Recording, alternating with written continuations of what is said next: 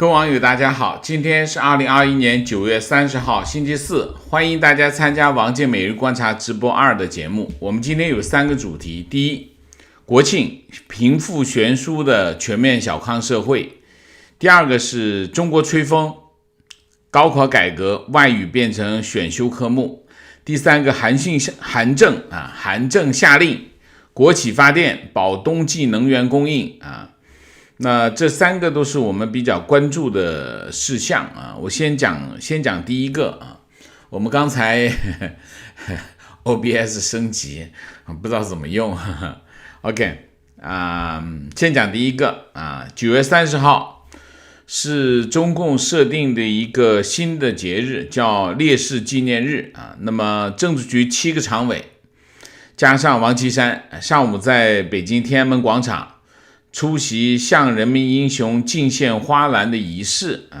然后是北京市委书记蔡奇主持，主要的活动就是献花篮，献完花篮绕着人民英雄纪念碑走一圈结束了那么晚上呢，国务院在人民大会堂举行这个国庆招待会这是一个例行的动作基本上是通常是由国务院主办然后还是7常委加王岐山，这就是党和国家领导人那么参加总理李克强致辞然后副总理韩正主持国务院新闻办9月28号发布了一个白皮书，叫中国的全面小康这为这个总书记习近平宣布中国已经完成这个全面脱贫全面实现小康社会摇旗呐喊那么中国的小康社会，中国官方的表述是政治文明和社会文明协调发展的小康当然中国也是一个贫富悬殊的社会，而且中国的政治非常野蛮中共对待人民很野蛮，中共对待他自己的同志也同样野蛮今年的7月1号中共总书记习近平在100年党庆大会上宣布在中华大地上已经全面实现了小康社会，历史性的解决了绝对贫困问题。然后这个全面小康的白皮书呢也讲说这个全面建成小康社会是迈向中华民族伟大复兴的关键一步到了8月17号习近平在中央财经委召开的第10次会议提出共同富裕的新录像作为全面小康社会的升级版本然后习近平说，共同富裕是社会主义的本质要求，是中国式现代化的重要特征要坚持以人民为中心的发想思想，在高质量发展中促进共同富裕那么当然这里面有几个问题，我们今天就趁着中共庆祝国庆，我们来讲讲中国社会到底有没有小康，到底有没有共同富裕那李克强其实在去年的两会上这个把这一脚就把这个习近平的小康社会给踢爆了李克强说这个中国有6亿人月收入少于1000块然后另外还有报道说中国有9亿人口收入不足2000块那么如果你说全面实现小康的话，理论上来说怎么会有这么多的贫困人口这是一个方面。另外一个方面，关于共同富裕9月28号国家统计局局长林吉喆在记者会上解释说中国居民收入差距总体上在缩小那么他讲了一堆的数字，那么一个收入增长讲收入增长，从2011年到2020年农村居民收入的增长比城市居民收入增长快这是屁话，差距那么大，你快一点有什么用？你涨一点点都比它涨快一点的多得多这都是玩文字游戏。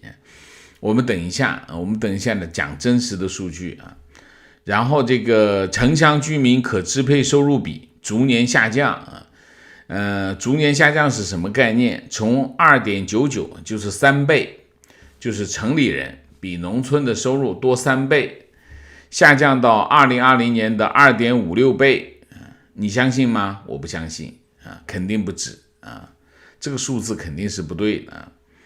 那不管怎么说，我们拿出来讲嘛。然后就是地区差别，2011年是 4.62 倍啊，是上海跟西藏啊，这个上海居民跟西藏居民的收入比。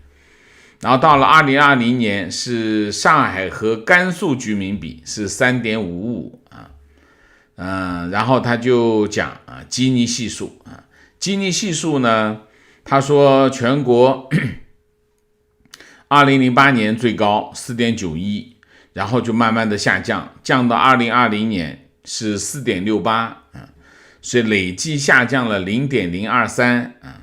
他说呢，中国将进一步控制和缩小贫富差距，既要做大蛋糕，又要分好蛋糕啊，这话说的都很好听啊，中共都是话讲的很好听，但是实际上并不是这样。我们来跟大家讲讲贫富差距这件事啊。基尼系数啊，是衡量贫富差距的一个国际通行的分析方法啊。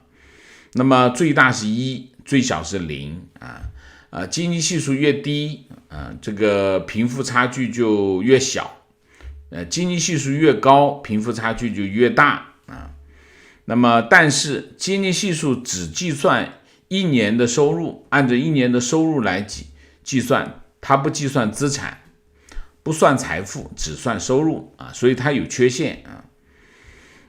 联合国开发计划署啊，它的评价是这样啊，它是把这个基尼系数分成5档啊，第一档低于 0.2， 贫富差距极小啊；第二档 0.2 到 0.29， 贫富差距很低啊；第三是 0.3 到 0.39， 贫富差距中啊；第四0.4 到 0.59， 贫富差距高啊；5 0.6 以上啊，那么贫富差距极高啊，这就是评价。我们要知道中国的数字在什么水平啊？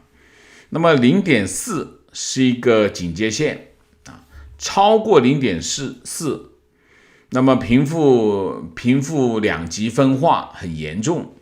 那么会引起社会对立，甚至会导致社会动荡。 0.4 啊，刚才这个宁吉喆讲多少？讲这个2020年中国是 0.468， 比 0.4 多很多，好吗？然后我们来看一下其他国家是什么情况。其他国家，美国在1973年是 4.2 啊，到了2002年是 3.5， 到了2012年是 3.2。 你看美国是真的是从 4.2 跌到了 3.2， 还是贫富差距很大，但是已经相对改变了很多啊。欧盟地区平均是 3.04 啊，欧盟是表现比较好，北欧更好啊。台湾，我们讲讲台湾2010年 0.342 啊，0.342， 2018年是 0.338 啊。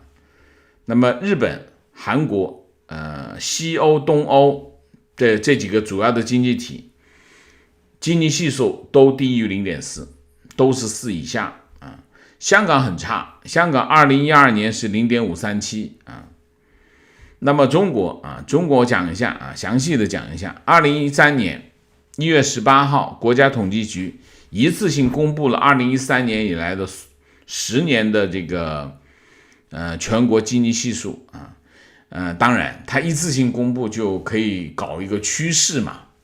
宁吉喆讲的这个趋势嘛趋势。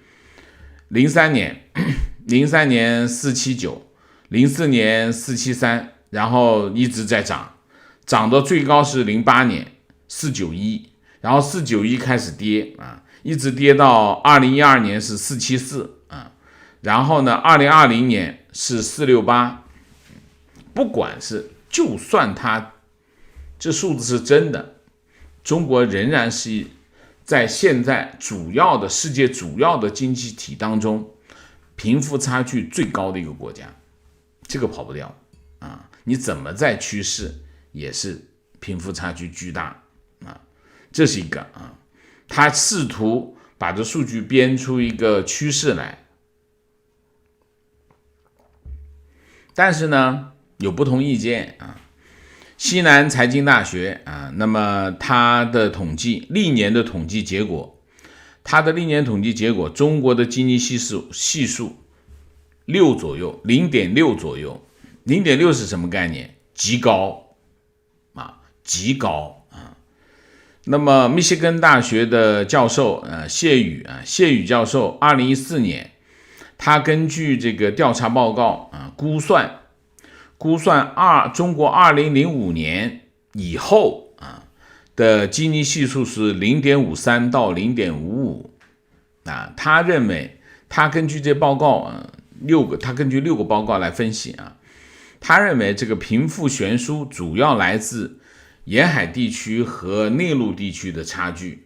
第二个差距是什么？城乡差距主要是城乡差距是巨大的那么毫无疑问，中国的这个贫富差距非常的大，和中国号称这个共同富裕这个完全是南辕北辙这是第一个。第二个我们还讲一讲这个李克强的那个数字。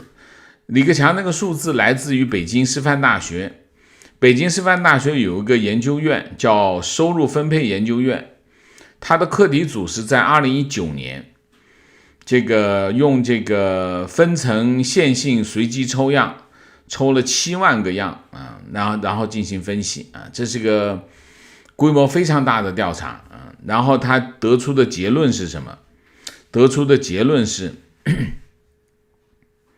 这个低于1000块低于1090，其实李克强讲的不准确，它是低于1090的1090元的人口是 5.995 亿人就是大数就是6亿讲大数就是6亿。那么还有一个是什么？1000到2000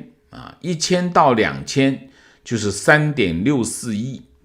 所以呢2000以下的人口是多少？2000以下就是9亿9.5亿，其实是 9.5 亿9.5亿9.6亿这是所以呢在 9.64 亿，低于2000的收入是 9.64 亿那么其中呢，在1000块钱以下的人群当中，500到800有多少人？2亿人。低于500的收入，中国还有低于500块钱收入的 2.2 亿。中国有500多万人，将近600万人是完全没有收入的。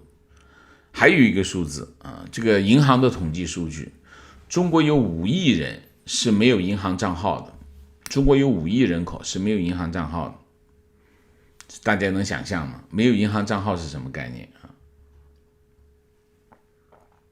然后国家统计局认定的这个2000到5000块，2000到5000块是国家统计局认定的中产收入那么有多少人呢？有 3.64 亿那么其中2000到3000是2亿，那么3000到5000是 1.57 亿。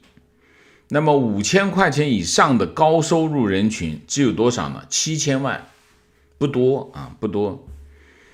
然后这个从结构上看，你可以看得很清楚中国是一个非常典型的金字塔型的社会结构，这跟中国的这个政权权力结构是一样的。中国的财富分布跟什么有关？跟权力有关，权力越大财富越多，权力越少财富越小那么另外我们再看一下吉尼系数是不能分析财富的它只能分析年收入那么从年收入来看，毫无疑问，中国是世界主要经济体当中，这个贫富悬殊第一的国家，所以我们这个标题不冤枉它啊。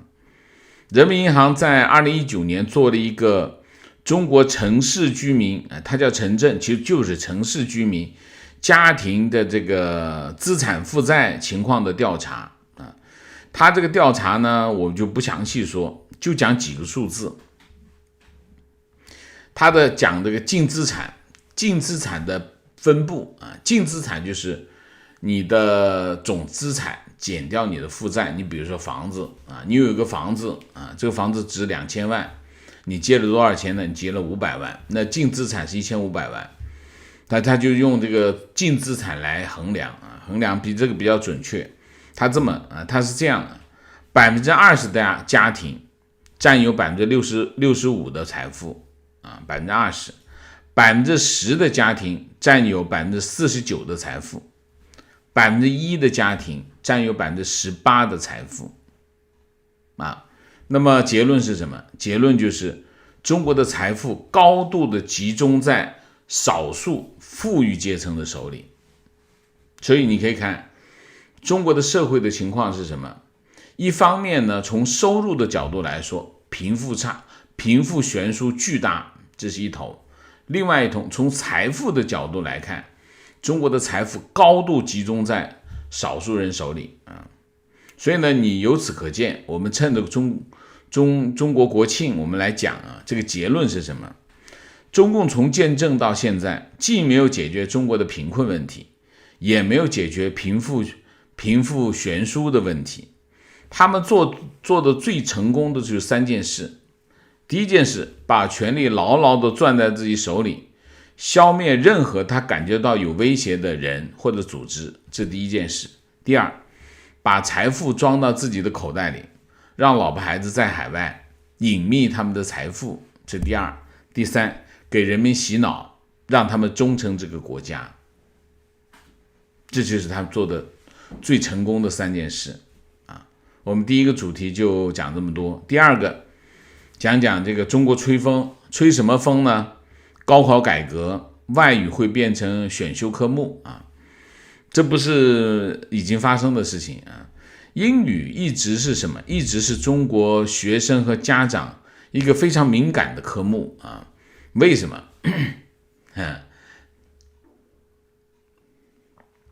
很多人通过英语改变了他们的命运，很多人通过英语实现了这个阶层的跃升啊。那么英语对很多学生和家长来说很敏感啊。那么在上海宣布这个英语不再是小学期中考的科目之后啊，那么教育部就有人跑出来放风啊，说要高考改革。新闻是这样，9月28号，教育部国际司的原司长，那么中国驻美大使这个原公使衔的参战叫陈建军啊。陈建军出席北京一个高峰论坛，教育主题的高峰论坛。他是这么说，他说目前在双减政策之下，一方面要保证学校课堂教学质量，同时要做好这个高考的改革。他说把外语由高考的必考科目改成这个选考科目啊。那他是一个退休的官员啊，他已经退休了啊。他出来讲话呢，管不管用呢？你可以看啊，就是说如果他不管用，那官方媒体不会引用，他现在各大媒体都在引用，那什么意思？那就是放风啊，放风就是他出来讲啊，高考要改革啊，改革呢，你不能光改不能光改课堂啊，你要改这个高考才有效啊，这个很懂教育啊。中国的教育呢是围着高考的指挥棒转啊。他这么讲呢，等于是试探一下外界的反应啊。那最近一段时间，中国的政策经常这么干，就就是先放个风出来，看看外界的反应。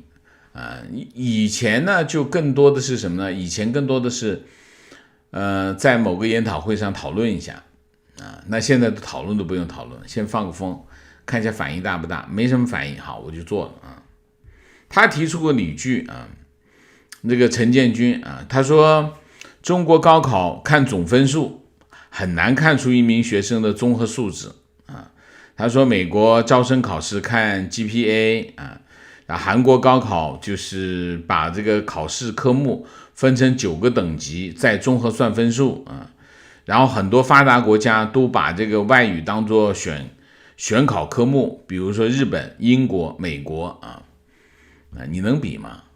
所以日本搞不成金融中心日本为什么搞不成金融中心？因为它不考英语对吗？日本要是英语好一点的话，日本作为一个亚洲最大的经济体，除了中国以外理论上来说金融中心应该在东京才对可是没有在东京，为什么在香港？因为香港英语好对吗？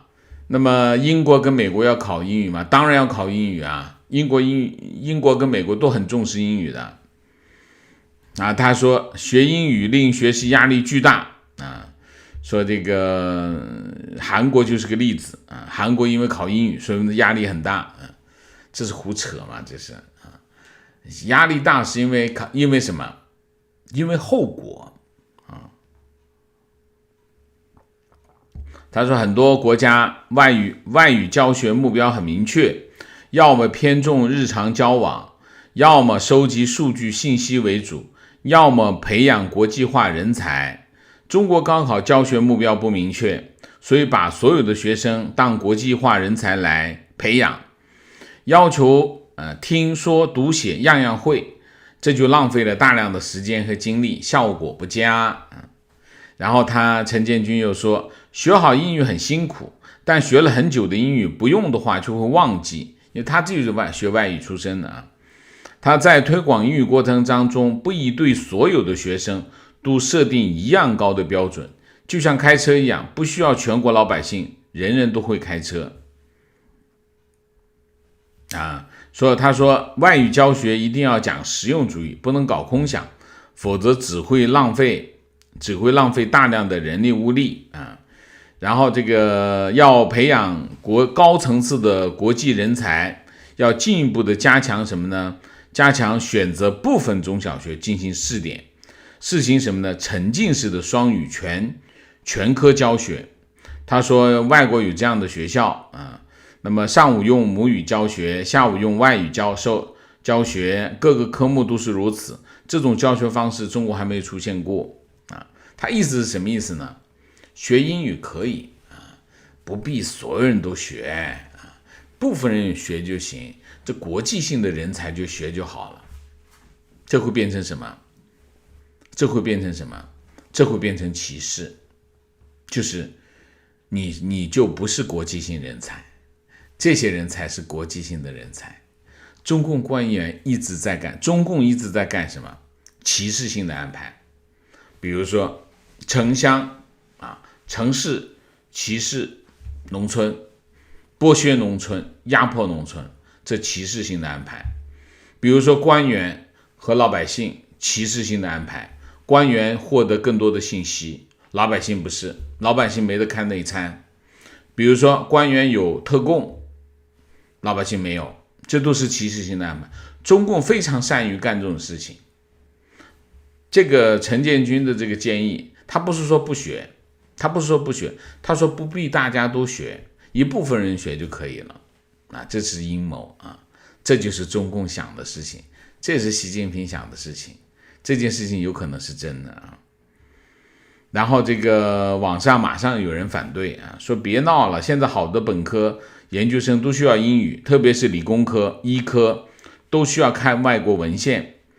还有网友说英语太重要了，找个外企的工作英语是首选，都是要出国服务的，不学会英语怎么弄？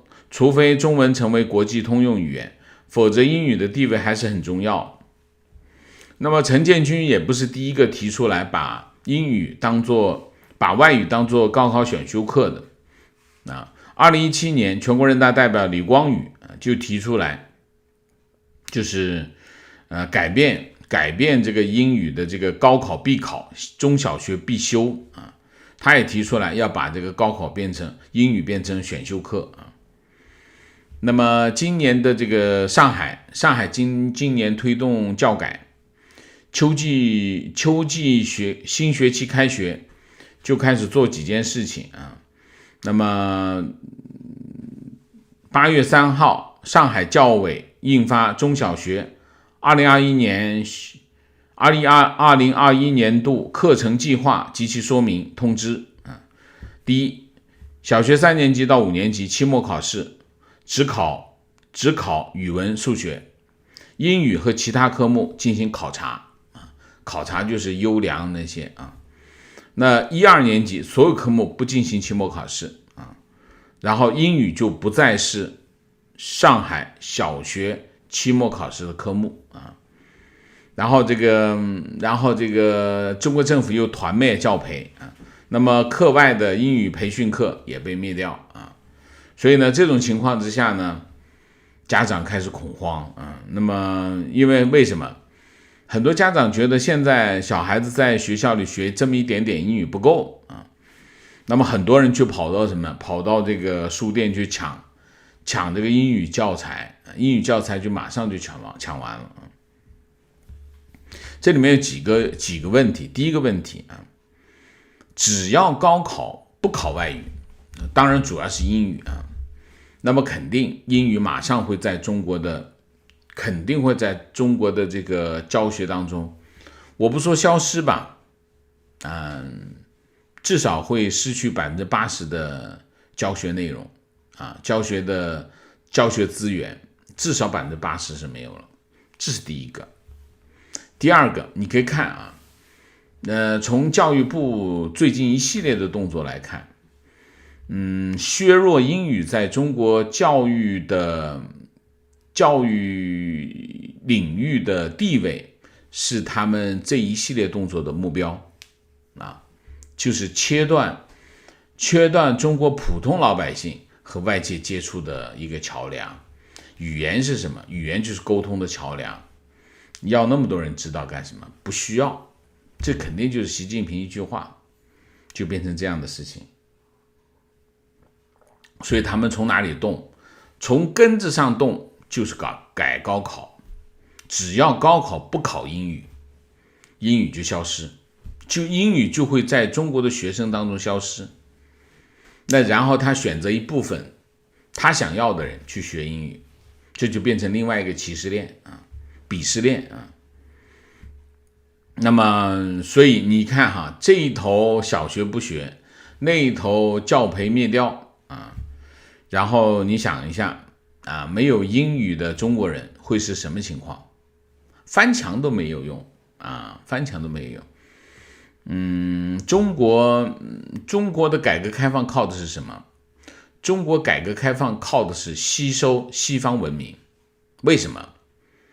因为中国其实在过去中共建政开始，中共啥都没干，就是搞破坏啊。中共建政一直在搞破坏，各种形式的破坏。那么结果是什么？结果是一穷二白。到了1978年，中国就是一穷二白。改革开放是什么？改革开放说简单一点，就是靠西方的钱、资金、人才、技术、制度、文化等等一切，其实靠的是一切来干嘛？挽救中国当时的中国的整个国家的崩溃。没有这个动作，没有西方的文明，我们就简单的综合的讲，就是西方的文明。没有西方的文明，没有中国的今天。那中国获得西方文明的途径是什么？桥梁是什么？英语。当然还有其他语言，但核心是英语，当然也有日语等等啊。就我们简单的说外语。如果你把这个英语或者外语从中国的高考中减掉，意味着什么？意味着中国的学生是浪费很多资源，很多中国人，中学毕业之后，甚至大学毕业之后，就不再用到英语，这很多人是这样的情况。但是，他有机会，他就会用到。这是什么？这是机会成本。中国人机会已经很少了，机会已经非常少了，你再把他这个希望再给减掉，这个安排非常恶毒，不仅是对中国人的恶毒，是对中国这个国家的恶毒。这个是习近平要干嘛？这是习近平要挖中国的墙角，要把这个大厦的墙角给挖掉。中国自己没有东西，你从科研到文化到中国没有，都是抄的。你看看中国最火的电视剧、最火的电视节目、最火的这都是抄来的。中国自己没有创造能力，从技术到知识产权都是这样。所以你要是把英语外语这件事情给掐掉之后，中国跟世界的距离会越来越大。这不仅仅愚蠢，这个非常的恶毒啊，这是一件非常恶毒的事情。第三个主题，我们讲讲韩正啊，韩正下令国企发电，保冬季能源供应啊。你从这个可以看出来，中共的治理国家实在是太烂了啊。那么21个省出现了限电，大面积的限电，冲击中国的工业，也冲击中国老百姓的生活啊。那么这件事情就到了一个被全世界耻笑的一个地步啊！大国崛起都搞得电都搞不定。然后9月30号，这个彭博社引述知情人士说这个韩正坐不住了。韩正他主管工业，也主管能源啊。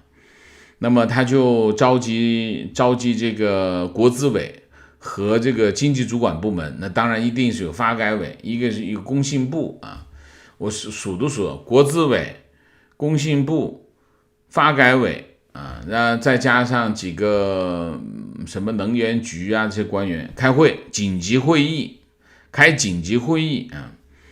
那么要求什么呢？要求几个大的国有能源公司不惜一切代价确保今年冬季能源供应。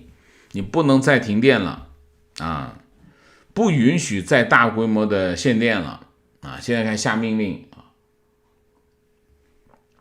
有问题不解决啊，等出丑了就开始不惜一切代价了啊！那么涉及到什么呢？涉及到煤炭、电力、石油这些企业啊，开始来了啊！彭博社分析说，紧急会议凸显了情况的严重性啊，然后很多地区对工业用电进行限制，那么一些地区的住宅也无预警的停电。那么中国能源短缺也加剧了全球商品市场的动荡，从化肥到硅等产品的价格都出现了大涨。然后分析师认为，中国现在才意识到煤炭短缺会引起的能源危机会冲击到经济的各个方面，然后中国必须用替代能源来维持供应，也会增加使用石油，会令这个石油的需求上升啊。这些人都掉钱眼里啊，这个上来就看怎么挣钱。然后中国的举动会颠覆原油市场，我觉得他们想多了。为什么？中国的能源供应大部分来自哪里？煤炭嘛，跟石油有关系吗？有一点关系吧。中国还没有中国有火电厂是烧这个烧石油呢，但这很少。中国主要是火电厂是烧煤炭啊，这是趁机炒作啊。跟中国要保证能源供应，热电厂啊，就是热电厂，一个是生产，一个是发电，一个是产热，所以叫热电厂。所以北方冬季取暖靠的是发电厂，因为发电厂要用，因为煤炭的发电机要降温，降温就用水降温，水降温就用水来取热取暖。就输送到全市的各个地方，就是这样的。所以跟石油这些人就在这炒石油的价格，其实是完全不搭调的。然后这件事情呢，让总理李克强很丢脸。总理李克强9月30号在人民大会堂接见28国新任驻华使节，他说起了能源供应的问题。他说呢，中国经济持续稳定恢复保持稳中向好的局势，中国将保持宏观经济政策连续性、稳定性，增强有效性做好微调和跨周期调节，稳定市场合理预期然后呢，他讲到什么呢？讲到这个限电的问题。他说中国会维护产业链供应链的稳定然后保证能源电力供应，保障基本民生，确保经济运行在合理区间。丢脸吗？肯定丢脸了。这28国这个使节在这里要跟大家解释，我们能搞得定的，我们不会这个什么的，这不丢脸，丢死脸了。好吧，那我们今天这3个主题就讲到这里，我们下面进入互动进入互动之前，温馨提示，请大家点赞，请新来的网友订阅，请大家加入我们的会员，支持我们做更好的节目明谢 Mac 猪谢谢，鸡谢谢Mellow Brother 谢谢，唐伟谢谢， Renee Mac 谢谢。观点，其实基尼系数在2011年左右就到期了，好吧？当时在上博士，老师到中央开会回来告诉我们的贫富差距大的离谱，权贵拿走了极大部分财富观点，基尼系数好久以前我看过报道，是吓人的 0.73， 北京或者是北大或清华做的，我刚好有心把这个数字记下来，因为这是最可怕的数字。然而中间好几年我就没有看到再有人提过，感觉中国在消灭这种说法。这个数据也不好找，直到最近才有人提到这个数字，非常感慨。西南财大说是0.6然后你说的是 0.7， 不管 0.7 还是 0.6， 还是国家统计局跑出来讲是 4.6， 还是这个密歇根大学的5.3到5.5 0.53到 0.55不管怎么样，所有的这些数字，现在我们在面前的这所有的数字都是高的离谱，就算是国家统计局的 0.45 也是468 465我看一下，应该是468应该是也是高的离谱。所以这个问题就是你想一下，其他国家没有在这个问题上吹牛逼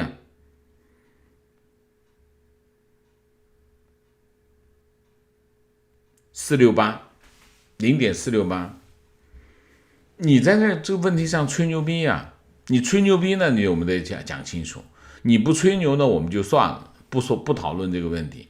你特别要吹牛，我们就特别要讲这个事。为什么我今天要特别讲？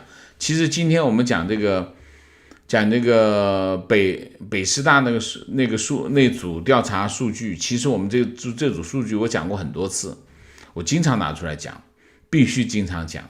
为什么？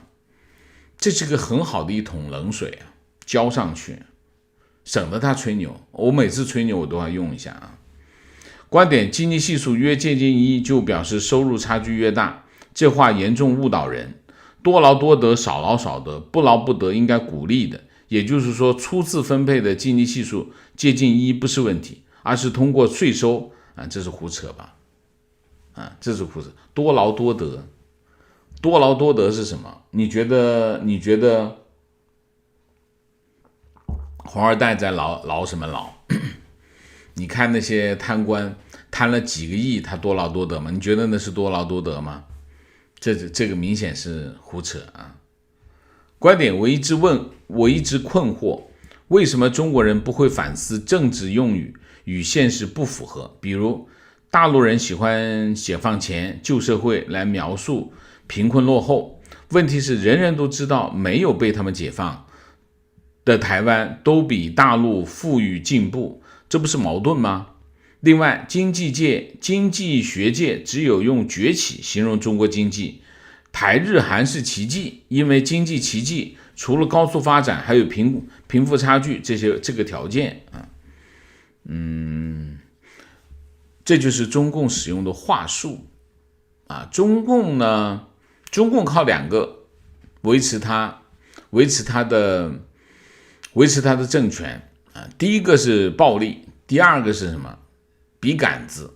笔杆子其实讲的是什么？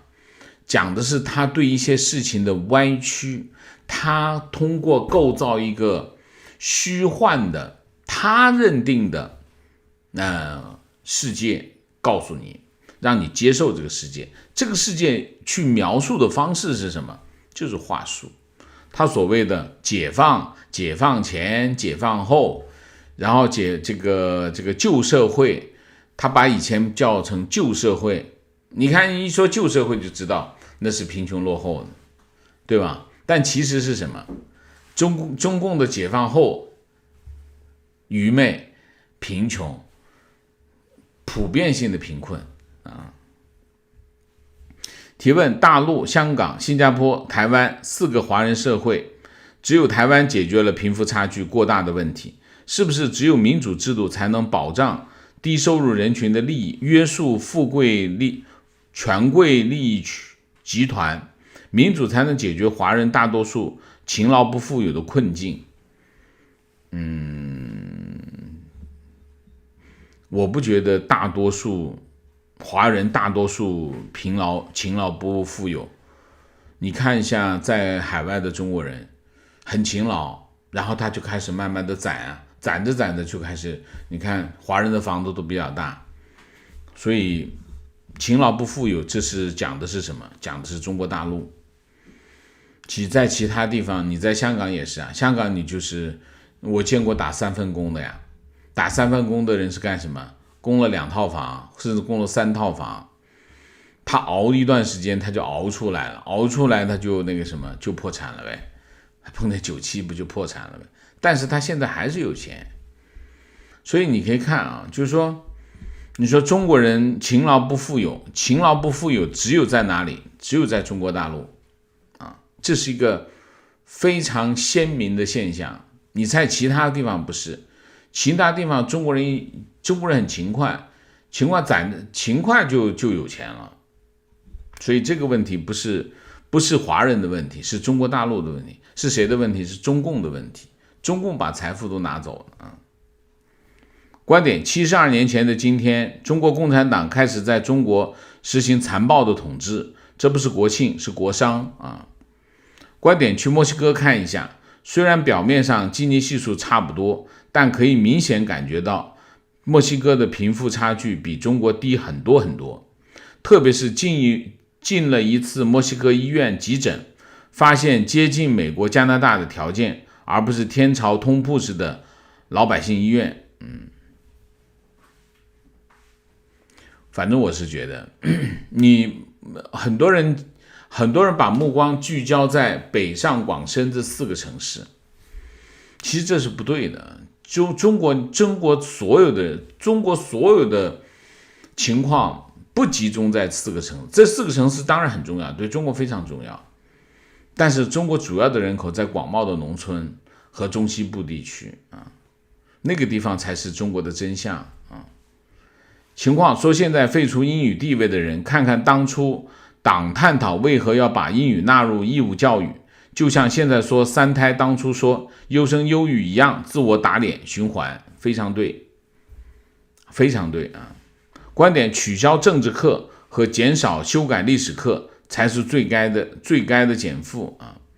观点：我看了中国小学、中学的教材设计都是 CCP 的歌功颂德。现在弱化英文，对于一个考试引导开展教育的国度，不考英文将会加速阶层分化和对立，特权阶层依旧会让子女学英语，出国留学，而普通家庭学校不教就不学了，接触不到西方文明，好的作品也没有机会读，出社会后连进口的英语说明书都看不懂，悲哀。这是非常坏的啊，这非常坏的一件事。观点不强制学英语，大陆这几十年下来，精神面貌会更完蛋，年轻人就更土了，不了解墙外世界，更粉红，洗脑更彻底，非常对。观点只要高考不考，根本没人重视。这种功利主义社会的氛围下，谁会投入太多精力放在不考的科目上？非常对。情况现在中考分数越来越高，强制删掉一半学生没法上高中，高考内容加深，再删掉一半，没上学的孩子只能上职高、中专、大专。但是国内大多数职高学校校风太差了，就是到时候就学校一气儿卖给工厂，让他们打工去呗啊！你不去实习，所谓的实习就是去那儿上班呗啊！你不去的话就不给毕业证啊！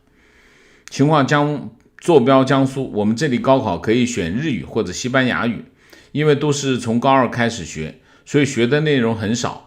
高考相对比英语平均分高很多，所以几乎1/3的学生会选日语或者西班牙语，只是选志愿的时候不能选涉及英语的专业。情况在美国，孩子从初中开始，除了学习数学、英语、科学、历史等科目外，要必修一门初级外语。美国的初中有着较大的选择权，他们可以从西班牙语、法语、意大利语和拉丁语中任选一门自己喜欢的语言学习。对，很多人是西班牙语是一个普遍的第二外语啊。观点对于不懂英语的孟晚舟是江姐，对于懂英语的孟晚舟是朴志高，这就是区别，哈哈。观点如果不考英语，这对穷人福利的又一次剥夺。本来穷人可以在学校里学英语，结果只能通过自学来学习，富人可以通过各种方式来学习啊，这也对啊。观点网友说，反正大陆英语教学很失败，降低他的地位也没啥。我认为英语教育失败可以好好的改进，不能因此就认为打击英语教育就没问题，非常对啊，那是5毛的说法啊。提问：如果中小学取消英语考试，高考又选考教培又不允许英语教培训，那政府是否会官办出国英语培训？否则将来年轻人如何留学？非常对，他不是说了吗？他不必全部都学，但是有一部分人可以沉浸式教学，就是一部分大家都不学，但是选一部分人用更好的方式来教，这就是什么？这就开始要搞分化了啊！观点打压英语是中共依然不是一个执政党的典型表现。对于一个革命党来说，输赢最重要，一切都是为了赢。也就是说，一切不存在输赢的东西，都是他讨厌的东西，比如语言、文化、艺术、种族差异、社会福祉。你是我的朋友，说得非常的好。革命党只要一个字，赢，除了赢以外，其他东西全部可以放弃，非常对啊。观点就用香港做例子，医院所有药名都是英文，医学报告用英文，不懂英文你连什么药都不知道，工作也做不了。观点：如果中国是高科技国家，外国人自然会学中文以利交流，但目前恰恰是相反，反而让自己看不懂、听不懂世界发生了什么。情况：我中学英语中等偏上，当年我上大学的时候，发现我的英语成绩比农村来的同学要高近20分，他们要付出更大的代价才能够上同等级的大学，这就是从根本上对农村的歧视，非常对。情况：我在新西兰，我以前在国内国企的同事英文好一点的，至少4-5个都移民来新西兰，去澳洲、加拿大和美国的好几个。如果当年不是因为一直英语成绩比较好，我可能大学也不会有出国读书的想法。出国留学，回国工作了2年，觉得真的太难适应了，所以又拼了老命又出来。这一路上好的英语成绩让我少走很多弯路，所以中国取消英语教学，那么未来可能能够有能力出来看看的国人将会越来越少，中国会和世界越来越脱钩。非常对。情况，日本搞不成金融中心的根本原因是因为日本的税法。日本东京都知事都提过好多次改革税法的提议。以现在日本的税法，外国人来日本居住的话，如果居住满5年，就算第6年离开日本定居其他国家，未来5年如果发生死亡，他的全球财产要向日本缴纳遗产税，比例高达 55%， 富人基本要交 50%， 所以不会有金融人才会去日本定居工作，包括外国跨国公司高管都不愿意去日本就职。日本的富人许多移民离开日本。 OK， 谢谢你告诉我啊。情绪，即使中国人真的富裕了，也只是口袋里比几十年前多一点点钱，精神层面却被 CCP 这几十年的运动变得异常的贫瘠。举个例子， CCP 一直强调共产，强调集体意识和观念，学生工人住集体宿舍，导致整个社会人人都没有边界感。出国几年，觉得国外和国内最大的不同就是这里的人与人之间相处模式是以边界感为前提的。正是这种边界感让我真正体会到做人的自由和尊严。所以中国表面上富裕都是空虚的啊。边界感就是其实是一种安全感，安全距离，人跟人之间是有安全距离的啊。你离我太近，超过了我的安全距离，我会感觉到不安啊。那么中国人有没有？中国人没有，完全没有啊。所以你可以看到，经常在一个空荡荡的车厢里面，你站在那里，会有一个人就挤到你旁边来，他就是要挤到你旁边来啊，就是这个，他完全不知道，因为没有，整个社会没有啊，因为整个社会都没有隐私，为什么？不允许啊。情况，朝鲜就是选一部分人出国留学，学成回国帮助他维护统治啊。观点，当你弱化英文的重要性，改善失败的英语教育的可能性就更低了，因为大家觉得它不重要，怎么会去改善？非常对。提问，感觉现在时时刻刻被监视着，邮件申请国外大学，社区也知道，办理港澳通行证，社区也知道，这边申请，那边找我谈心，让我别乱跑，别想一些没用的。现在疫情期间，国内最安全。你看很可怕吧？观点，我是老师，小学、初中、高中都教过，这几年感觉现在的孩子品德越来越差，越来越不听话，越来越难伺候，整个社会风气变得不是那么好了。 OK， 我们今天的节目就到这里，感谢大家的参与，我们下个节目再见。再见之前请大家点赞，请新来的网友订阅，请大家加入我们的会员，支持我们做更好的节目，做更好的自己。谢谢大家，谢谢。